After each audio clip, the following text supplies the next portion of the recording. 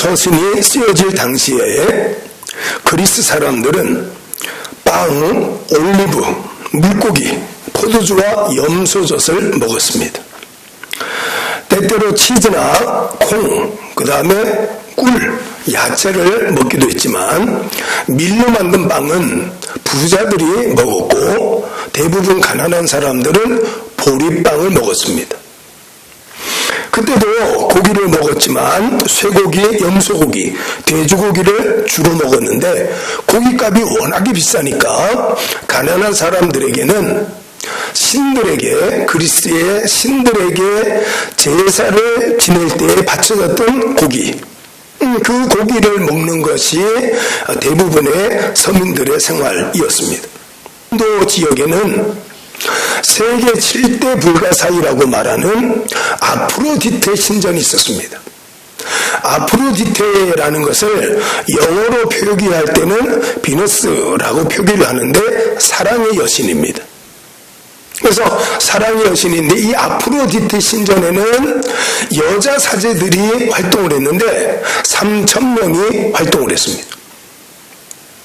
이 3,000명 사제들은 성창이라고 해서 머리를 박박 밀고 거기에서 신탁, 신의 예언을 받아서 그 다음에 원하는 사람들에게 점을 쳐주는 그런 일을 했습니다.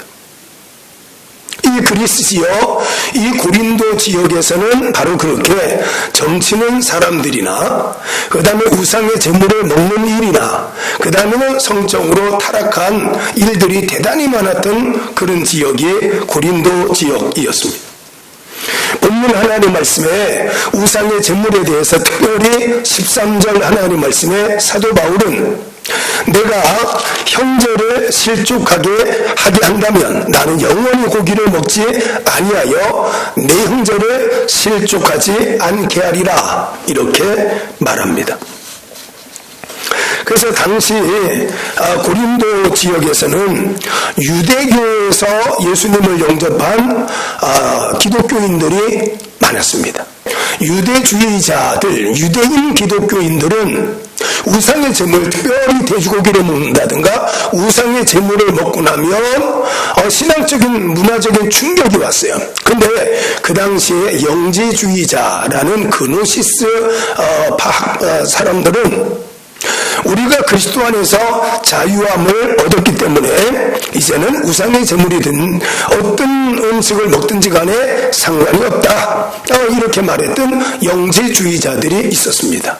그러니까 이방인들 중에는 영지주의자들의 그 사고와 가르침을 따라서 우상의 제물을 먹고도 아무렇지도 않고 그 다음 주일날 하나님 앞에 나와서 예배 생활하고 하나님의 영광을 위해서 봉사하고 수고하고 잘 하는데, 유대인 기독교인들 중에는 자기가 어제 먹은 고기가 바로 그 아프로디테 신전 아니면 델포이 신전에 드렸던 우상의 제물이었다는 것을 알고는 충격을 받아서 그만 하나님 앞에 실족하는 일들이 발생하게 됐습니다. 자, 그래서 본문 하나님 말씀에 6절 하나님 말씀에는 그러나 우리에게는 한 하나님 곧 아버지가 계시니 만물이 그에게서 났고 우리도 그를 위하여 있고 또한 한 주 예수 그리스도께서 계시니 만물이 그로 말미암고 우리도 그로 말미암아 있느니라 그랬습니다. 우상의 제물이라는 것, 그 제물을 만들기 위해서 시장 가서 고기도 사오고 음식도 사왔을 거 아니에요. 그러니까 그게 다 하나님께서 주신 것이기 때문에 사실 상관이 없다는 거예요. 먹든지 먹지 않든지 간에 다 하나님께로부터 온 것이다. 세상의 모든 것은 하나님의 주관 하에 있기 때문에 하나님의 절대 주권을 믿으면 그것을 무엇을 먹든지 간에 전혀 상관이 없다는 거예요. 여러분, 보고, 생선 중에 보고가 있지 않습니까? 그 보고의 독을 먹으면 죽습니다. 그래서 예전에 가랴나 시절 때에는 보고 독을, 간이나 내장을 버린 것을 주워 먹었던 사람들이 죽는 일들이 종종 있었습니다. 참 안타까운 때를 우리나라가 살아 지냈습니다. 자, 그런데 그러면 그 보고 독은 하나님께서 해를 끼치기 위해서 주셨을까? 절대로 그렇지 않죠. 보고 독을 활용할 수 있는 방법을 우리가 알지 못하기 때문에 그것이 우리에게 악한 것으로 다가오는 것이지, 하나님은 선하신 분이시기 때문에 이 땅에 악을 베풀지 않았다는 거예요. 그러니까 세상의 모든 것들은 다 선이지 악이 없습니다. 우리가 몰라서 활용을 못해서 깨닫지 못했기 때문에 그렇지, 욥처럼 나의 가는 길을 하나님께서 알고 계시고 나를 단련하신 이후에는 내가 순금처럼 될 것이다, 이런 믿음의 고백과 깨달음이 있으면 세상에 어떤 것도 악한 것이 없습니다. 그래서 우상의 제물이든 어떤 음식이든지 간에 다 하나님께로부터 온 것이니까 악한 것은 없습니다. 자, 그런데 우상의 제물에 대해서는 왜 먹지 말아야 되느냐, 7절 하나님 말씀해 보니까, 그러나 이 지식은 모든 사람에게 있는 것이 아니므로 어떤 이들은 지금까지 우상에 대한 습관이 있어 우상의 제물로 알고 먹는 거로 그들의 양심이 약하여지고 더러워지느니라 그랬습니다. 자, 우상의 제물에 대해서는 알고는 먹지 말라는 거예요. 이게 우상에게 드려졌던 음식이다, 제물이다, 돼지고기를 가지고 왔는데 이게 고사지는 머리고기다, 이렇게 하거든 먹지 말라는 거예요. 그거 먹지 않아도 8절 하나님 말씀 보니까 그것을 먹어서 더 잘 사는 것도 아니고 그것을 먹지 않아서 더 못 사는 것도 아니다, 이렇게 말했어요. 그래서 그 당시에는 7절 하나님 말씀에 우상에 대한 습관이 있었다고 하는데, 이 우상에 대한 습관이라는 말은 고린도 교인 중에 어떤 사람들은 우상이나 우상의 제물이 마법적인 효력을 가지고 있다 하는 거짓 신앙에서 아직 완전히 벗어나지 못한 이들도 있었습니다. 예를 들어서 예수님 믿지 않는 사람들이 제사를 지낸 다음에는 제사를 마치고는 술을 나누어서 마십니다. 음복이라 그래서 그것을 마시면 한 해 건강하게 살 수 있고 조상께서 우리를 자손들을 지켜주신다, 그래서 그걸 어린아이들까지 술을 나눠서 음복하는 일이 있는데, 바로 고린도 교회 성도들 중에서도 우상의 효력, 우상의 제물에 대한 효력, 이런 것들을 아직도 버리지 못하고 믿는 사람들이 있었습니다. 자, 그런데 오늘 본문 하나님 말씀에 13절 하나님 말씀에는 형제를 실족하게 할 것 같으면은 먹지 마라. 사도 바울은 영원히 먹지 않겠다, 이렇게 말했습니다. 마태복음 18장 6절과 7절 하나님 말씀에 누구든지 나를 믿는 이 작은 자 중 하나를 실족하게 하면 차라리 연자 맷돌이 그 목에 달려서 깊은 바다에 빠뜨려지는 것이 나으니라. 실족하게 하는 일이 있음으로 말미암아 세상에 화가 있도다. 실족하게 하는 일이 없을 수는 없으나 실족하게 하는 그 사람에게는 화가 있도다, 그랬습니다. 식물은 하나님 앞에 우리를 세우지 못합니다. 특정한 음식을 먹으면 믿음이 더 좋아진다든가, 특정한 음식을 먹으면 사탄 마귀 귀신들의 유혹을 이길 수 있다든가, 뭐 그런 거 없습니다. 10절 하나님 말씀 보면 지식 있는 네가 우상의 집에 앉아 먹는 것을 누구든지 보면 그 믿음이 약한 자들의 양심이 담력을 얻어 우상의 제물을 먹게 되지 않겠느냐, 이렇게 하나님께서 말씀하고 있습니다. 우리 교회는 중곡동에 있습니다. 어린이대학원 후문 건너편에, 그치요? 그리고 바로 뒷산이 아차산 아닙니까? 아차산에서 우리 교회에서 워커힐 호텔 쪽으로 가다가 보면은 아차산 생태공원이 있는데 바로 거기에 주차장이 하나 있습니다. 거기에 주차장을 지나가다 보면은 늘 CTS 방송, 하여튼 기독교 방송이 텔레비전으로 켜 있습니다. 아주 찬양 소리가 커다랗게 울려 퍼집니다. 주차 관리하시는 분이 늘 틀어놓고 있고, 주일날에도 그분은 거기에서 근무를 하면서 찬양과 예배를 드려놓고 예배를 드립니다. 믿음이 견고한 사람은 이게 우상의 제물이다 할지라도 먹어도 상관없어요. 그까짓 거 먹는다고 어떻게 되는 것도 아니야. 그렇지만 알고는 먹지 마라. 이게 하나님을 위해서 잡은 고기가 아니라 저 우상들을 위해서 잡은 거니까 안 먹어도 상관없다. 알았거든 먹지 마라.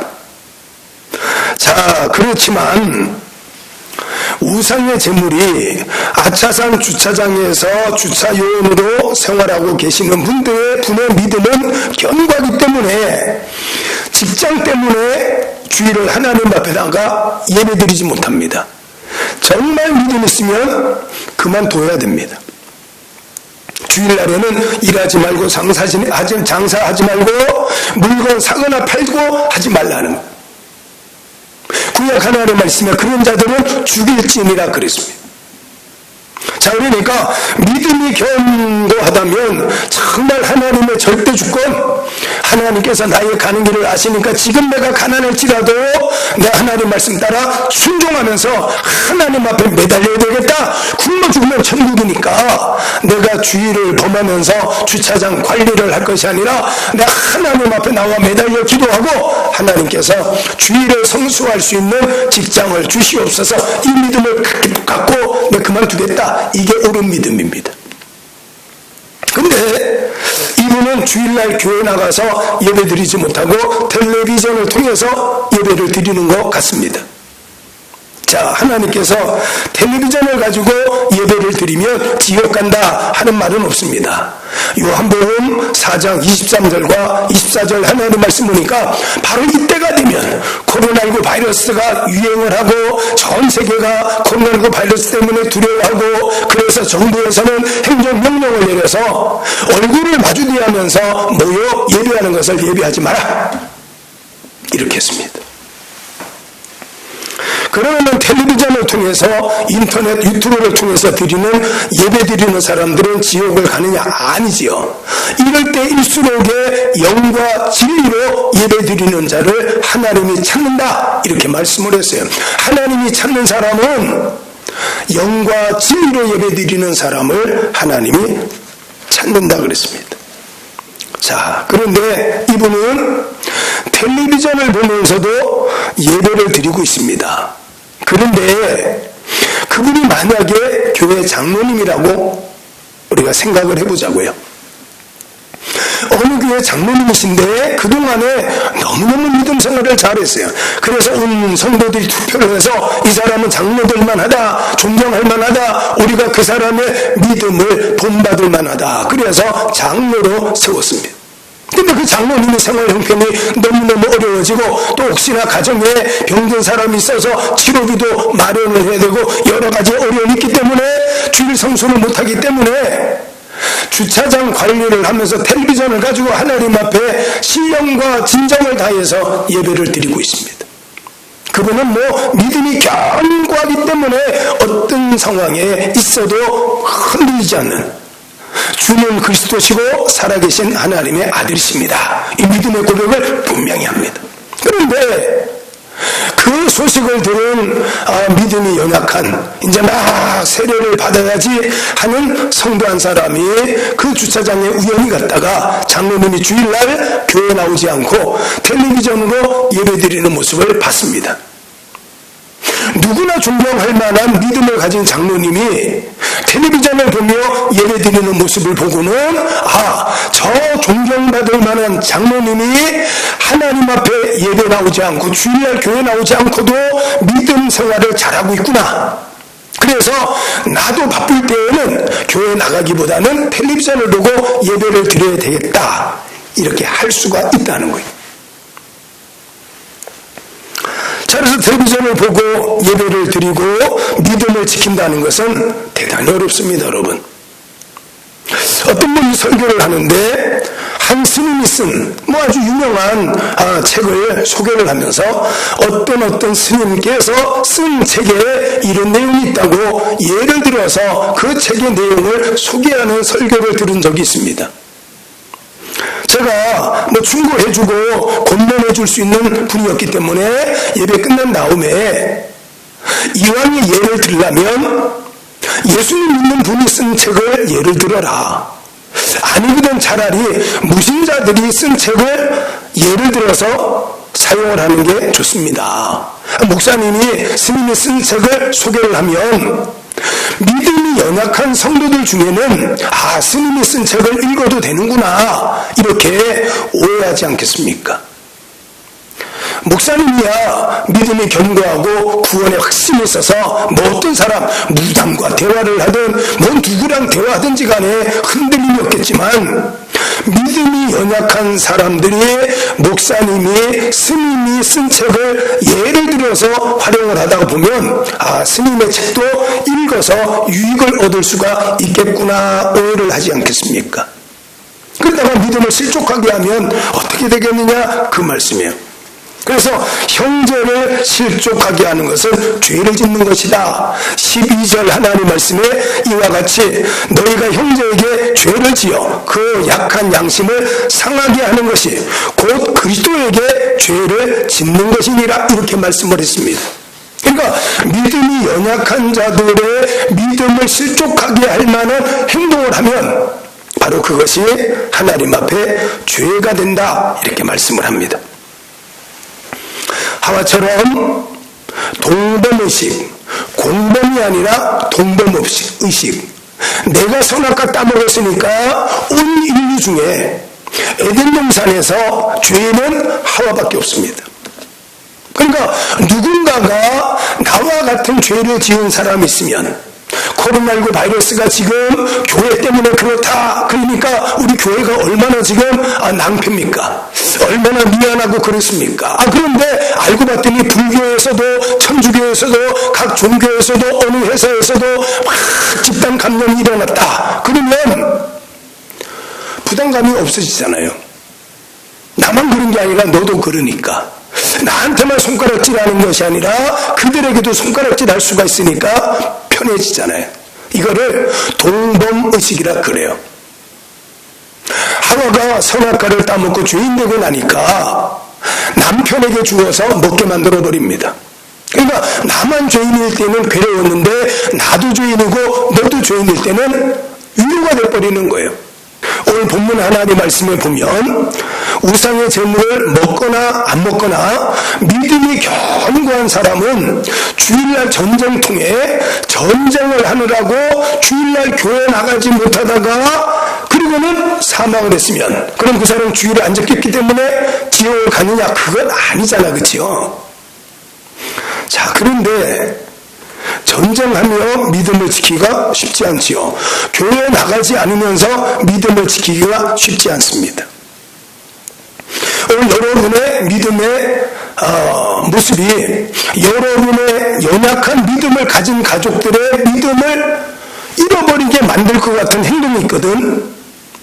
하지 말아야 됩니다. 지금이 중요합니다. 바로 이때가 중요합니다. 그래서 고린도후서 13장 5절 하나님 말씀 보니까 너희가 너희 믿음을 스스로 시험하고 확증하라. 너희 안에 예수 그리스도가 없으면 너희는 버리운 자니라 그랬습니다. 대단히 중요합니다. 저는 태어나니까 우리 집이 불교 집안이었습니다. 그래서 4월 초팔이 되면은 등에 불을 켜고 그리고는 탑돌이를 하고 어렸을 적에 그렇게 했었습니다. 그러다가 어느 날 우리 온 가족이 다 예수님을 그리스도로 영접하고 교회를 다니기 시작하는 거예요. 그때가 제가 대학생 때였습니다. 그 교회 전도사님이 가끔 우리 집을 찾아와서 저랑 둘이 앉아가지고는 예수님을 전도했어요. 교회 나오라는 거예요. 싫다고 그랬지요. 이유는 종교라는 것은 사람의 필요에 의해서 만들어진 것인데 굳이 불교에 있다가 기독교로 가고 기독교에 있다가 불교에 갈 이유가 없는 것 같다고 제가 말씀을 드리면서 거절을 했어요. 교회를 안 나갔어요. 그 몇 달 동안 나가지 않았어요. 어느 날 우리 어머님이 지금 목사님이신데 우리 어머니 목사님이 그때는 그냥 일반 성도였는데 제게 토요일 날 너를 데리고 교회 가는 것이 본인의 기쁨이라는 거예요. 나를 데리고 제가 둘째 아들인데 저를 데리고 교회 가는 것이 우리 어머님의 기쁨이라는 거예요. 그래서 널 데리고 교회를 가고 싶다는 거예요. 토요일 날인데 그래서 토요일날 밤에 제 방에 이렇게 앉아있는데 그 생각이 계속 나는 거야. 너를 데리고 교회 가는 것이 어머니의 기쁨이라는 거야. 그래서 제가 제 방에 이렇게 벽에 등을 기대고 앉아 있으면서 내가 엄마의 마음을 기쁘게 해드렸던 적이 언젠가 생각해 보니까 엄마 마음을 기쁘게 해드리는 것이 별것도 아니에요. 내일 교회 한번 가면 되는 거예요. 내일 교회 한번 가서 예배당에서 예배라는 걸 한번 드리고 오면 그만이에요. 그래서 좋다, 가야 되겠다. 그래서 그 다음날 우리 어머님과 가족들과 함께 교회 갔습니다. 놀랍게 교회 가자마자 사모님이 저에게 전 선생님 이렇게 불러요. 소위생도 아니고 학생인데 괜히 그런 호감이 생기더니 예수님 만나버렸습니다. 그래서 제가 막 그렇게 교회를 나가기 시작하는데 예수님 만났어요. 제가 이렇게 하나님 앞에 기도를 했어요. 하나님, 제가 예수님 알지 못했을 때 죽었으면 지옥인데 이제는 내가 예수님을 영접했으니 이제 죽어도 한이 없습니다. 이제 죽어도 하나님 감사합니다. 이렇게 고백이 나왔어요. 그 당시에 제가 즐겨 불렀던 찬양은 나 같은 죄인 살리신입니다. 나 같은 죄인 살리신, 이 찬양을 어메이징 그레이스, 놀라운 하나님의 은혜를 제가 받았습니다. 그리고 나니까 세상 사람들이 말하는 종교, 그 종교는 사람이 신을 찾아가는 것이지만 우리 기독교 하나님과 나와의 관계, 예수님과 나와의 관계는 내가 하나님을 찾아가는 게 아니라 찾아오신 예수님을 내가 영접하는 것, 하나님과 나와의 관계라는 것을 깨달았습니다. 사람과 사람이 만나는 것이 종교가 아니잖아요. 사람과 사람은 관계로 맺어져 있잖아요. 하나님과 나와의 관계도 역시 마찬가지. 내가 예수님을 영접함으로 하나님께서 나를 하나님의 자녀로 택하여 주시는 것, 인정해 주시는 것, 관계더라고요. 그때 깨달았습니다. 세상이 말하는 종교가 아니다. 기독교는 관계다. 만남. 자, 텔레비전을 보면서도 예배 드릴 수 있습니다. 충분히 가능합니다. 무교회주의자 퀘이크 교도들처럼 혼자 앉아서 예배 드릴 수 있고, 자연에 들어가서 자연과 함께 나무들과 함께 새소리 들으면서 예배 드릴 수도 있습니다. 그러나 하나님과 나와의 관계는 예배를 통해서 온전하게 됩니다. 제가 아는 목사님 중에 정말 좋은 학벌도 갖고 계시고 인품도 성품도 참 존경할 만한, 저보다 연세는 조금 적지만 그래도 배울 것이 많은 목사님이십니다. 그래서 큰 교회를 담임하고 계시니까 유튜브 방송, 인터넷 방송을 통해서 지금 비대면 예배를 드리시니까 저도 들어가 봤습니다. 섭섭한 이야기를 하시더라고요. 정부에서 비대면 예배를 조건으로 예배를 드리는데, 그래서 예배당에는 비대면 예배 인터넷 방송을 할 수 있는 스태프들, 도움을 줄 수 있는 사람을 20명까지는 허용을 한다는 거예요. 그러니까 그 교회는 큰 교회이기 때문에 제가 생각할 때 한 사람 앉고 저 뒤에 한 5개 뒤에 앉고 5개 뒤에 앉고 이렇게 앉아도 뭐 한 100명을 앉을 수 있는 그런 큰 교회입니다. 목사님께서 하시는 말씀이에요. 본인과 설교하는 담임 목사님과 그 다음에 방송실에서 녹화를 하고 인터넷 중계를 하고 있는 직원과 두 사람은 꼭 나와야 되는 사람이고, 나머지 18명에 대해서는 전화 신청을 받아서 그 주일날 나오셔도 됩니다. 이렇게 전화 신청을 받아서 18명 성도들은 누구든지 나와서 대면 예배를 드릴 수가 있다는 거예요. 그래서 이 목사님은 18명 한정으로 주일날 교회가 예배 드릴 수 있습니다.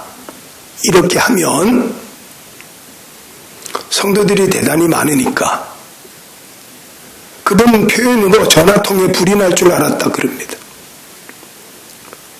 또 이렇게 표현하시더라고요. 머리통이 터지도록.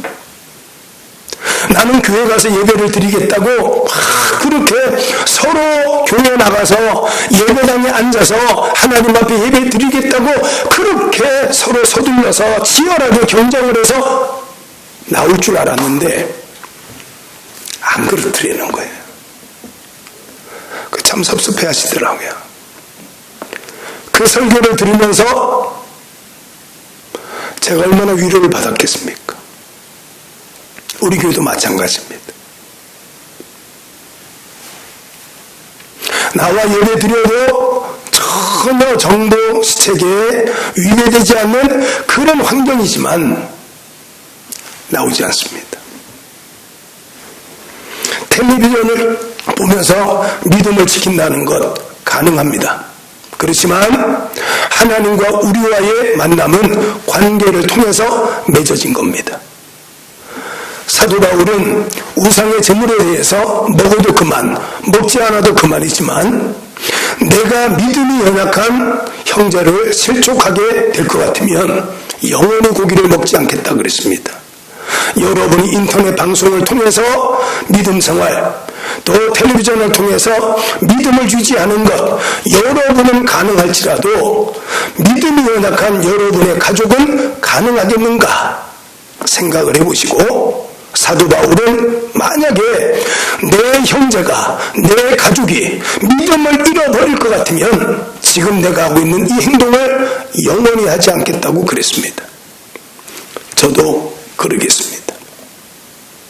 하나님의 귀하신 역사가 바로 견고한 믿음을 가진 여러분만 아니라 여러분의 온 가족과 여러분의 일가 친척들에게도 견고한 믿음으로 설 수 있는 하나님의 귀한 역사가 나타나기를 예수님의 이름으로 여러분을 축복합니다. 아멘.